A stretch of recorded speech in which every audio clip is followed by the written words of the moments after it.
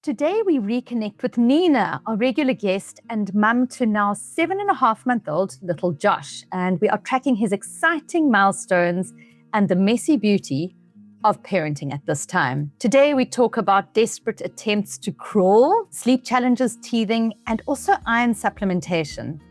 This conversation is packed with relatable insights. So here are a couple of the things that you're going to learn today.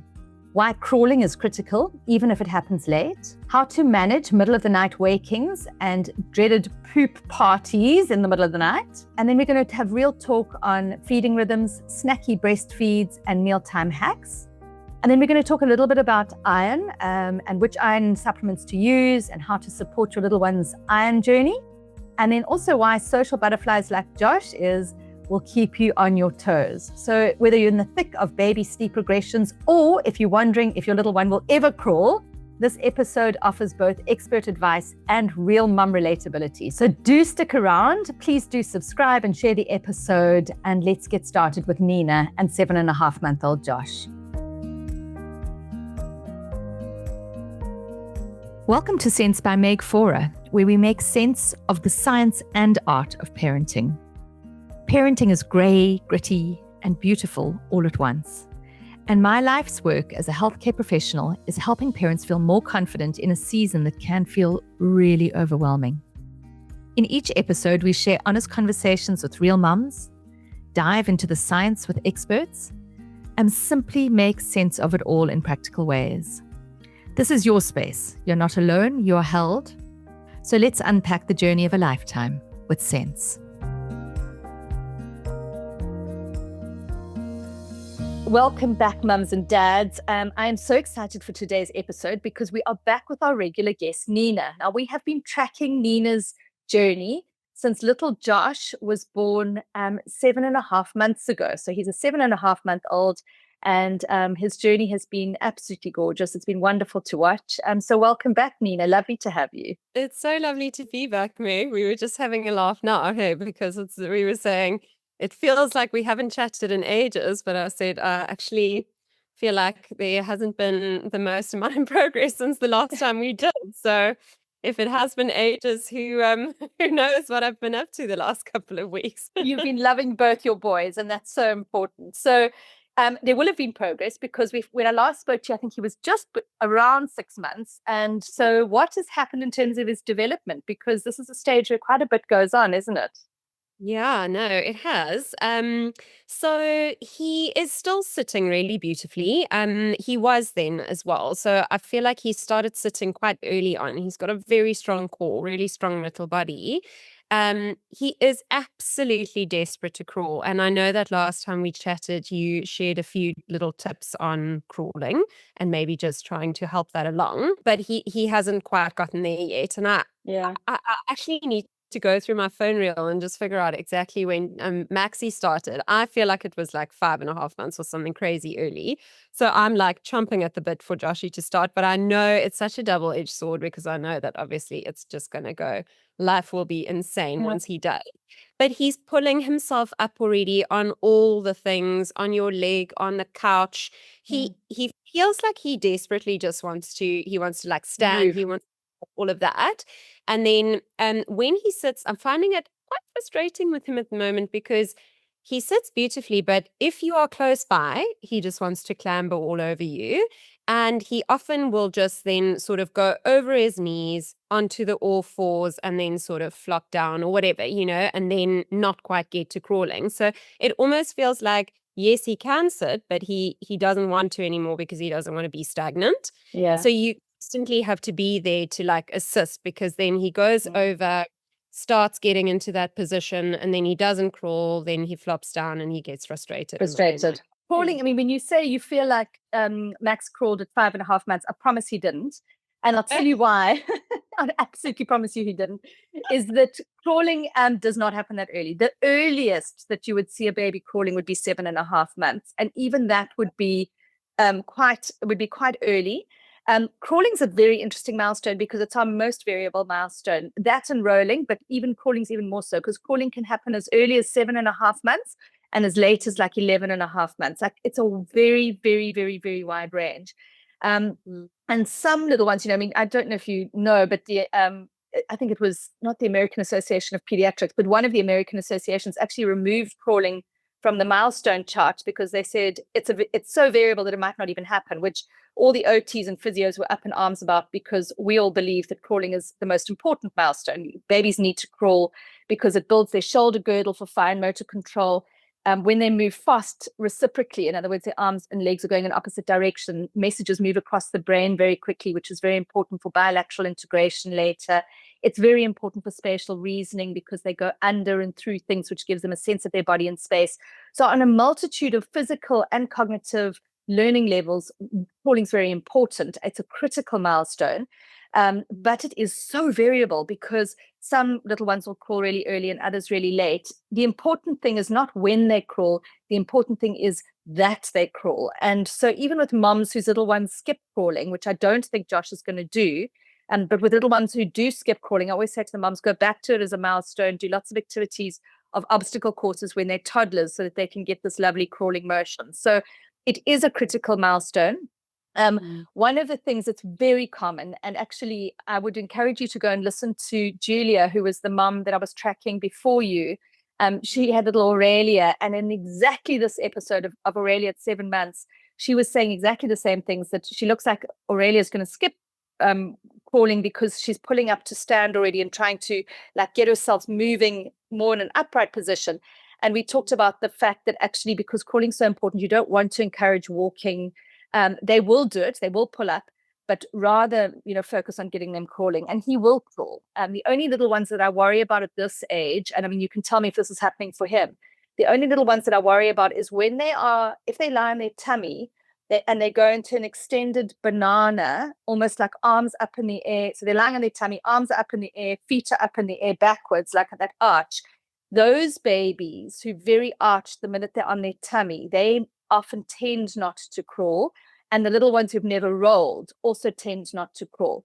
But if you've got a little one who has rolled, who is trying to get going, like you told me that he is, that he climbs all over everything he can, and as long as he's not coming into that banana position, then I would be quite comfortable that he will actually crawl fairly soon. He does sometimes do that. I think when he's like really had a lot of time on the floor and now he's just tired. Irritated. He might do a little bit of that.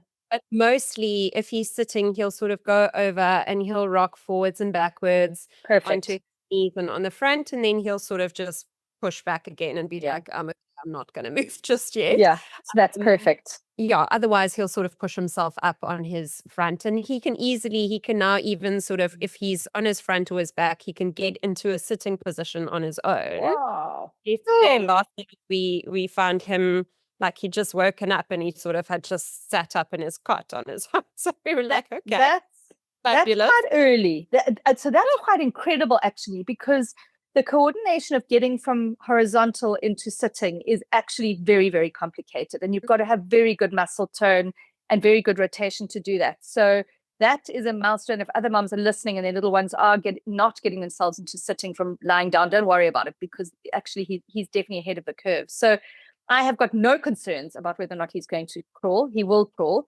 And I would reckon it would happen within the next month for sure. Yeah, we're doing a lot of like asking Max to crawl in front of him and that kind of a thing. Hopefully Max can see Max do or something. But yeah. And I also saw a gorgeous story on your Instagram where you were sitting on the floor and had him over your leg as well, which is such a fabulous way to actually get them to build up that tone and that strength across their shoulder girdle. It really helps them. So that was excellent. So that's happening. Lots of chatting, lots of smiling still, lots of reaching for everything, just wants to hold on to everything. Obviously still everything goes in the mouth.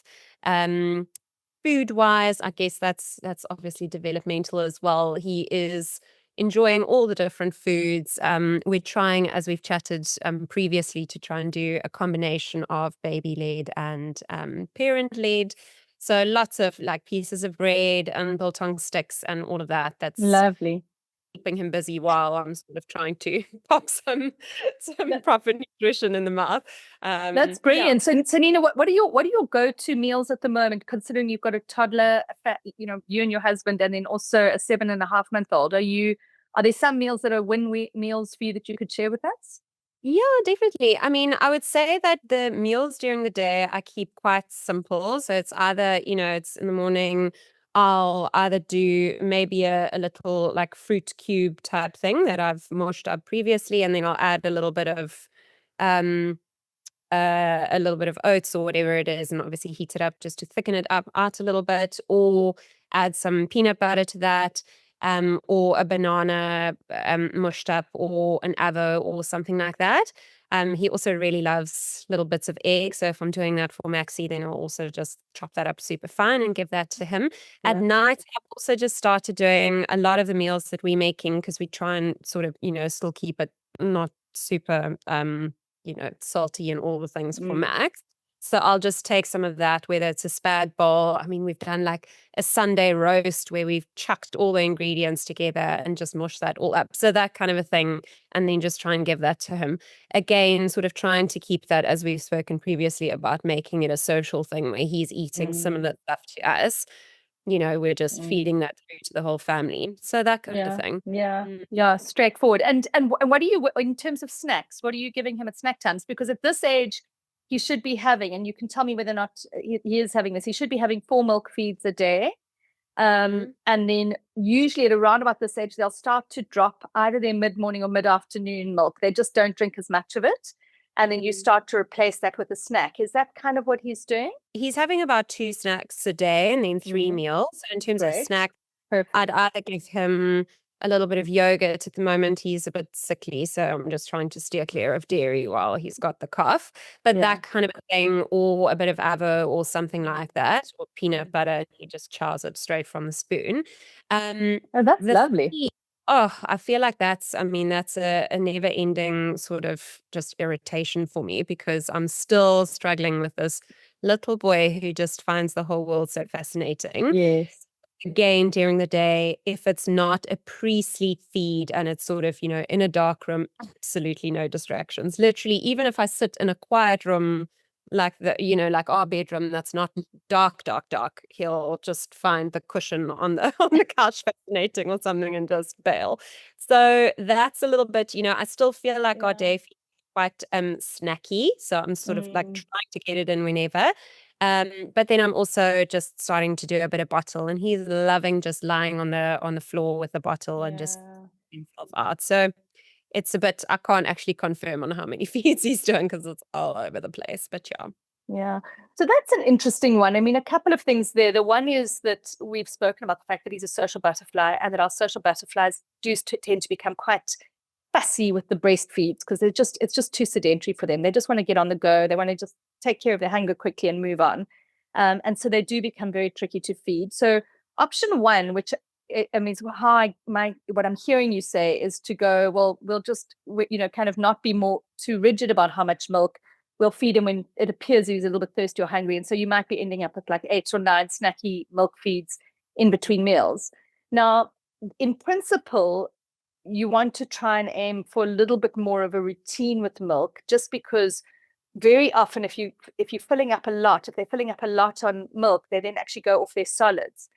But I think with him, what I'm hearing you say is that he's not doing that. He's eating his solids really nicely, and he's just having the milk almost like a little, just to cover the spaces in between. Am I right? 100% that.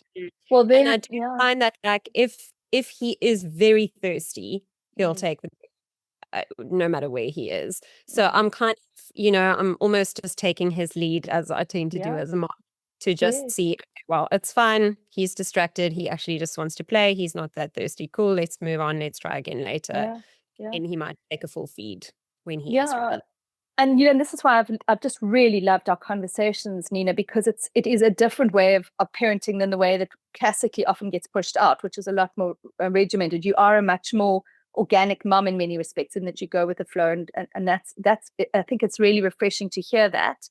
The 2 things that I would be warning moms about, and one is that they lose their appetite for solids, and we know that solids after 6 months are very, very important, because there's certain nutrients like iron, for instance, that you actually don't get in breast milk after 6 months. So so yes, we need to protect their solids appetite, which he's doing. And the other one is we need to not feed to sleep, because otherwise we're going to end up with that nighttime waking up throughout. So yeah, I think that that's definitely a way that can, feed him on demand as he needs it. And they're not going to be big feeds, they're going to be small. I think actually, so there's two questions that are cropping up now while we're chatting that you mentioned, iron and sleep. So iron, babies are born with iron stores from birth, and those iron stores deplete at around about 6 months. And in addition to that, breast milk does not have iron. Now, because of this iron deficiency that people have become concerned about, a lot of foods have become fortified with iron, and that would include some infant formulas, and it would include some actually solid foods, and that are given to babies as well, would actually be fortified with iron. So as long as they're having something that's either fortified with iron, like a formula, or they're having iron-rich diet, which would be your dark green leafy vegetables and your red meats, as an example, and hopefully with a little bit of vitamin C in the meal, so that you can actually boost the absorption of the iron, then you actually don't need an iron supplement. And I'm going to tell you when you do need one, but let's take the principle of not needing an iron supplement. The principle of not needing an iron supplement is based on you having something that's fortified with iron, or you're having an iron-rich diet. And so your baby's a good eater, they're eating red meat, or they're eating spinach with berries, as an example. So a lovely recipe that we have in the Weaning Sense book is smoothie, which is quinoa, berries, and spinach, along with a couple of other ingredients. But those ingredients together in a smoothie are absolutely fabulous for iron absorption and for iron. So in the ideal world, you've had a baby who's breastfed for the first 6 months, who is now on a solid diet that has got lovely dark green leafy vegetables, or fortified formula now, whatever it is. You don't need a supplement. Having said that, there are circumstances where supplements are needed. One is if the baby was born premature, and at that point, with that, you probably would have been put onto iron anyway, because prem babies do need iron. He wasn't born prem, he was born at term, so he wouldn't have been on iron. And then the other one is that for some little ones, they just don't get enough in their diet, and then we do recommend an iron supplement. And so two things around iron supplementation. The one is that there's a lovely iron supplement that I recommend quite freely, which is called 𝗤𝗏𝑥 liquid iron. It's very palatable. You can chuck it into smoothies or into that yogurt thing that you're making in the morning. I think it's a vegetable-based iron, if I'm not mistaken, and it's very, very gentle on the tummy, because iron can be constipating. And that is so gentle that it can be done almost like a prophylactic or preventatively for most babies. Then you get another form of iron supplementation, which is where there is a declared and investigated iron deficiency anemia. And that, in that situation, you need to be seen by a doctor, and that 𝗤𝗏𝑥 liquid iron will do nothing for that. So babies who are not sleeping well at night, who are waking up very frequently, who maybe have a dark rings under their eyes, a little bit pale, maybe a little bit listless, I probably would, after 6 months, then have been just checked by the doctor and say, look, is this potentially iron deficiency anemia or iron deficiency? And then they'll put you onto a proper, kind of bullet for some iron. And would you say, would it be damaging for them to just preventatively put them on an iron supplement just in case? Today's Dose of Sense is brought to you by Parent Sense, the expert-based parenting app that gives you daily support from pregnancy to sleep, feeding, and daily routines. Take the guesswork out of parenting. Download Parent Sense today and use the code SENSE50 for 50% off. Would it be damaging for them to just preventatively put them on an iron supplement just in case? Because there might be some days where he actually doesn't have red meat because it just, is not what I've thrown together today. And obviously there's still a lot of breastfeeding happening, not so much of the formula. So I don't know if I should just... It's very controversial in that I think a few years ago, there was this kind of obsession around putting all babies on iron, and everybody was on a really strong iron supplement. And I think there was at the time some discussion around babies having too much iron. 𝗤𝗏𝑥 liquid iron it is not in that camp. So preventatively popping them on 𝗤𝗏𝑥 liquid iron is a great idea. And so, that definitely doesn't carry any of the risks of the more, the harder the irons that are, and the more potent irons. So But there is also an argument that 𝗬𝗿𝗄𝗏 actually does nothing. So there are people that say, well, you're kind of not doing much. But I do personally, and certainly with my own children, I've got a bottle of 𝗬𝗿𝗄𝗏. I popped it in the fridge. You have to keep it in the fridge. And I just used one bottle only because it lasts you for forever. And then that was that. So I did use that. And then obviously if he's really not sleeping well and he is a bit listless and pale, then I would actually ask your ped. And then And the sleep. Yes, Tell me. the sleep. While we're on that topic, right. So, I mean, I don't know if it's teeth. He's now just gotten his first 2 teeth. So teething could be that. He has been sick as well. Max has been sick. All the winter lurgies going around. Or could just be a regression. But really, I suppose at the end of the day, who cares why? It is just, leading to bad sleep. But I would say the past sort of 2 weeks, he has gotten into this really frustrating habit. 2 parts of the night that's frustrating us. So in the beginning, when he goes down, let's say roughly at about 7, he will take a good sort of hour or hour and a half to properly settle, where every 10, 20 minutes within that first hour and a half, we have to go back in and settle. And at the moment, we're settling with a bit of like rocking, shushing, and the dummy. So he doesn't seem to respond well to being left in the cot to be resettled. Then he just wakes up properly and freaks out, Yeah. and then it's, total chaos. So that's the first frustrating part. And then later on in the night, he literally for the past 2 weeks, every single night, he's woken up between sort of 2:30 and 3, and he'll be properly awake. So before we can even get to the cot, he is ready to party basically.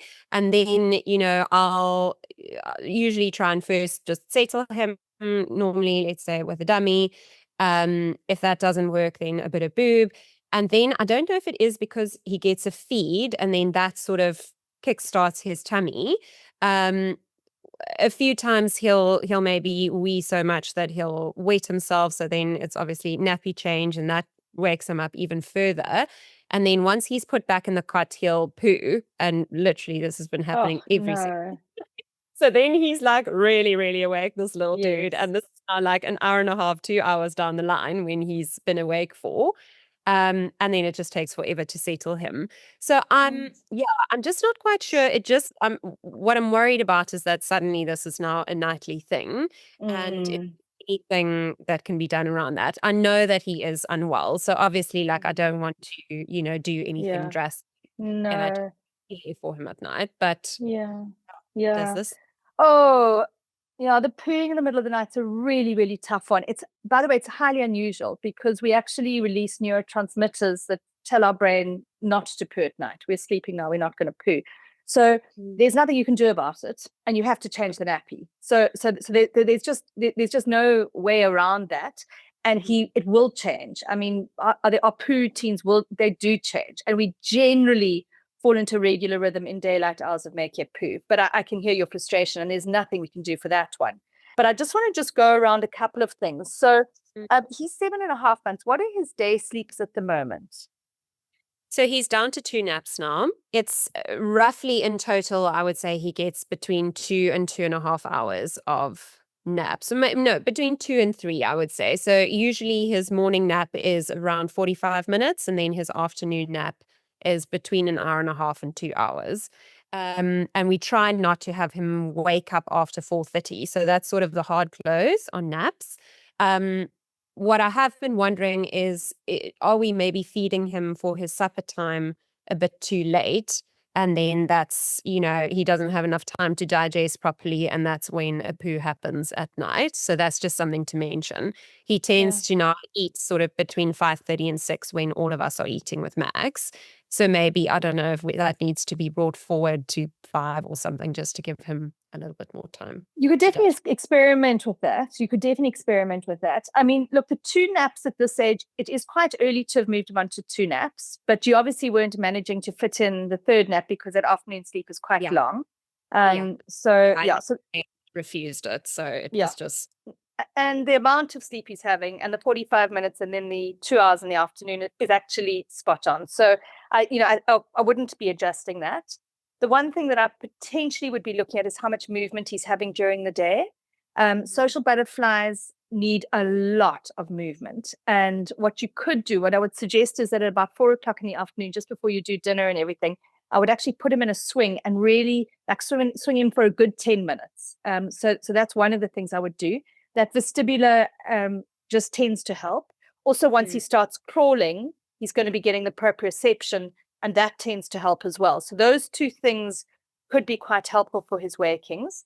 The going down in the evening, it's super interesting that he is doing that kind of hour and a half of not settling. The fact that you're having to rock him, I do wonder if it's the movement. That was why I was kind of thinking it might be that he's needing a little bit of extra movement to actually help himself switch off. I would also, had you got a weighted blanket? We do, but I stupidly bought a really tiny one, and I actually think it's not weighted enough because he just flops over and the thing goes. So especially at this age, he's now a little bit bigger, and he probably would need a larger one. So I probably would try a weighted blanket, especially you don't put it on him when he's awake because he will roll over and push it off. But once he's asleep, just put that over him and put some white noise on in his room. So either a fan or an aircon or, have you already got that on? Okay, all right, okay. So I would definitely be doing those. And then I also, I mean, like this whole thing of having feeds, I don't think he should, I think he, at this age, they should only really have one night feed, which is that what he's having at about 2:30? Was that right? Or is he having more than that? Yes. So he tends to wake up without this really random new routine that he's for himself. He tends to do sort of a 7 till 11, 12 stint. Then I put in the dummy again. He tends to, no, actually, so he probably has 2 feeds because he'll then sleep again until about 2-ish, and they need a feed. And then sometimes he gets pulled into the bed when he wakes up at 4, 5 in the morning. And then that's fine. That's not a night feed. So that one's fine. Whatever, yeah. So that's fine. Look, what I would definitely be doing is after he's had his last milk feed of the day, so he'll have, I mean, I think try get supper to 5 o'clock and see whether or not that helps. Do your last night feed at 6:45 before he goes down. Make sure that he's awake in the afternoon by 4:30 absolute latest. So between 4 and 4:30, which is what you said you're doing anyway. So 4:30, wake up, 5 o'clock supper, then an hour till bath, and then last feed at 6:45, and then absolutely no liquid until 2:30 in the morning, because I think that could also be disrupting what's going on with his digestion and his weeing for sure. And the other thing is, I do think, just listening to you, I think you should put him onto some Floradix liquid iron. I think that would be a good idea to do as well. And also, Floradix also has a liquid magnesium, which is lovely. And magnesium can help little ones to be a little bit more settled and a little bit less restless, particularly our social butterflies. So I think the magnesium, you can either choose the Floradix magnesium, or you can also use CalMag tissue salts. They also work really nicely, and they can be crushed or just kind of popped on their tongue. They're lovely, and they're also very, very gentle. So I would definitely do some magnesium, some iron, some movement in the day. The sleeps are perfect, and then no more milk at night until 2:30. The 4 a.m. is absolutely fine. That's So I think that try those and then see how that goes. And and then he might be waking with expectations, but we've gone down that road before. It's I mean, I think the main thing when we were first talking, when he was little, it was milk and feed expectations, and now he's not having that, but maybe it is kind of movement and dummy. But so there is room for some sleep training if you want to do it, but you can also be a little bit more go with the flow if you want to be. I think we'll definitely look into that once he's properly well. And the other thing, just to mention, very importantly, if he's had that snotty nose and a congestion, you do need to rule out all the medical things. So it's things like, first of all, looking at what medication he's on, because some decongestants are alerting and makes them wake up at night, firstly. So that's important. And then the other thing is that, especially once that cold is kind of at the end of the cold, they often get what's called glue ear. And glue ear is where they've had this kind of clear, runny snot for like a week. That runny snot that you saw coming out of his nose has also gone into his eustachian tubes. And then as the cold progresses, it gets a little bit thick and gooey, and then it can't run back out the eustachian tubes, and it forms a little bit of a glue ear. It's not an ear infection, it's just a congestion. And that pressure behind the eardrum can cause them to wake up as well. And that's super easy to sort out. That's just popping down to the chemist and just asking the person in the pharmacy's clinic to look in the ears and see what the light reflex is doing on the tympanum. And if there's a congestion, they'll give you a little decongestant for them to get rid of that ear congestion. And sometimes you are looking at things like grommets and that sort of thing, but it's definitely worth just checking up what's going on with his ears as well. Yes, because when I took him to the ped last week, he did say that his one ear was quite pink, not to the point where it looked like it was needing antibiotics, but he was definitely saying, listen, if he's pulling at it or looking like he's in pain, come back to me. But there was definitely something that. So what's interesting, and what's interesting about that is that, I mean, I think I have the stats right, but it's something like 90 or 95% of ear infections are actually viral. They're not bacterial, and everybody throws, I mean, it's in the past, obviously we're trying not to put kids on antibiotics anymore, but in the past they would just throw kids onto antibiotics the minute it looked like that eardrum was pink. So it's not that they have to go onto antibiotics, it's that they need a decongestant. And the fact that that was there last week, I would actually go and get that checked out, because that pressure behind the eardrum will cause them to wake up.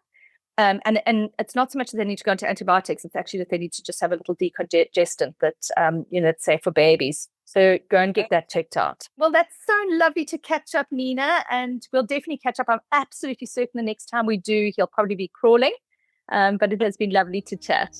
Well, as always, it was. Thank you, Meg. Bye. Thanks, Nina. Bye-bye. Thank you for joining me today. I hope today's conversation brought you a little more clarity, calm, and confidence on your parenting journey. If you enjoyed the episode, please do share it with a friend who needs to hear it today, and also go and subscribe to the podcast so you never miss out on an episode.